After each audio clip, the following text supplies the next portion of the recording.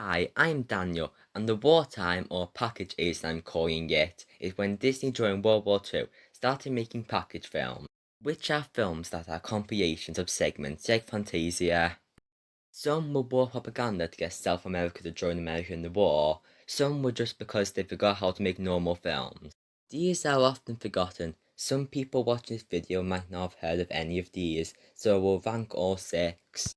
Before we start, this is a sequel to my Golden Age ranking, which did relatively good, so I will continue this series, but it won't be every month, more like every 2 or 3. And practically all these films have the primary rated as point yes, and I'm saying it now so I don't have to say it for every individual film. 6. The Three Caballeros. This is the worst package A's film in my opinion, and the only one properly bad.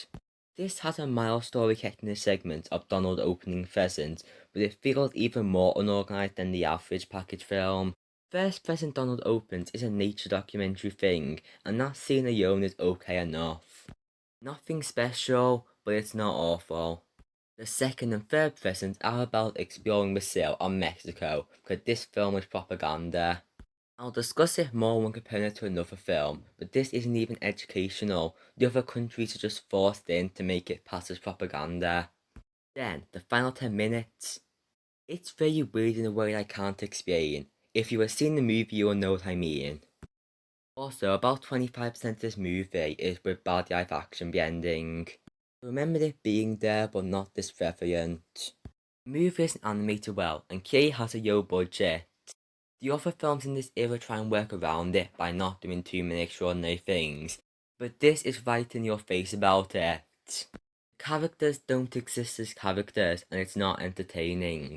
The only thing I can call somewhat good are the songs, but it's not that great. The first bad Disney film in my opinion.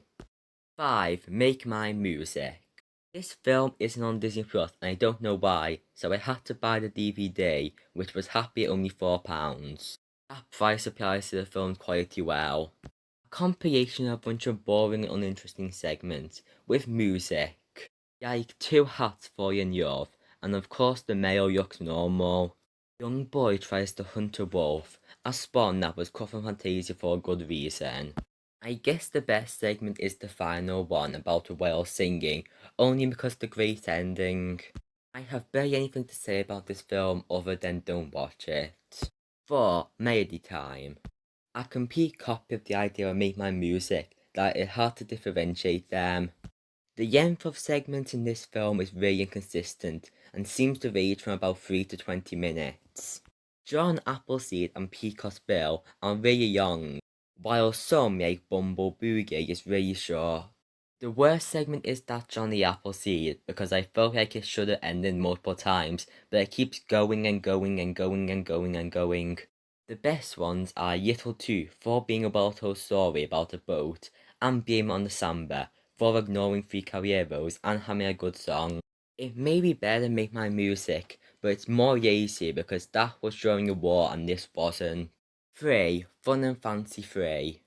That pun was not intended and I'm only noticing it while recording. This is a compilation of only 2 things, that it's hard to call a segment but it's not a film. Anyway, Bongo is mediocre for not feeling complete. I'm pretty sure it's meant to be a full film, but was shortened, not by rushing things through, but cutting out half the events that happen.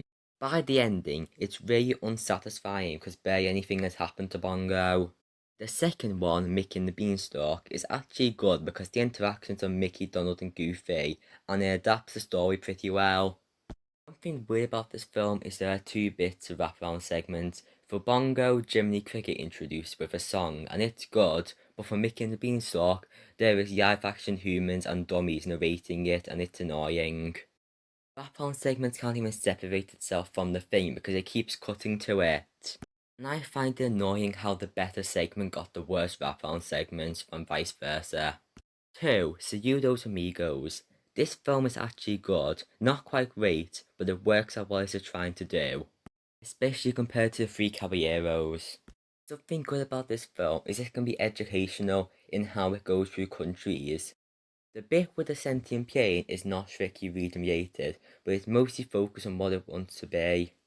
It is only 40 minutes, which is very short, so it's far from being dragged out. It is good, but it's not really worth watching it for entertainment, and the most it can be used for is for analysing how this ties into America making propaganda. I like history and I find that a bit interesting, but I doubt I'll rewatch this again. 1. The Adventures of Icabod and Mr. Toad. This film committed a sin by having Icabod be before Mr. Toad in the title, but it's the other way around in the film. Anyway, this is structured similar to Final Fantasy 3, but it only has one narrator, who just opens up the book. It does nothing interesting, but it doesn't derail the film at least. The first segment, though I don't know if I'll call it that, The Wind in the Whale, is good for its fun action, characters, and being about legal things. However, it is clearly rushed and should have been a 4am film. If it was, it could have been great.